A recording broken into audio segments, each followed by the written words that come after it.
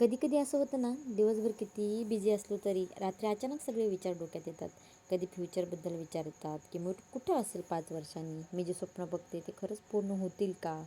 कधी कधी जुने मुवमेंट्स आठवतात, काही मिस्टेक्स, काही प्राऊड मुवमेंट्स, काही लोक जे अजून आहेत आणि काही जे आता फक्त आठवणीत आहेत.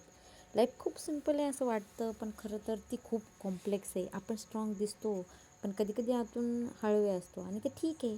स्ट्रॉंग असणं म्हणजे कधीच रडू नये असं नाही. स्ट्रॉंग असणं म्हणजे पडून पुन्हा उभं राहणं. या शांत रात्री मला एक गोष्ट जाणवते की आपण जिथं आहोत, जितकं केलं आहे त्यासाठी आपण स्वतःचं कौतुक करायला हवं. कारण कोणी क्लॅप केलं नाही तरी आपण प्रयत्न थांबवले नाहीत.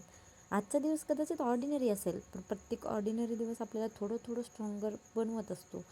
रात्रीचा हा वेळ मला रिमाइंड करतो की मी इनफ आहे, मी कॅपेबल आहे आणि मी माझ्या पेसने ग्रो होत आहे. उद्या पुन्हा एक नवीन दिवस असेल, नवीन चान्स असेल, नवीन एनर्जी असेल.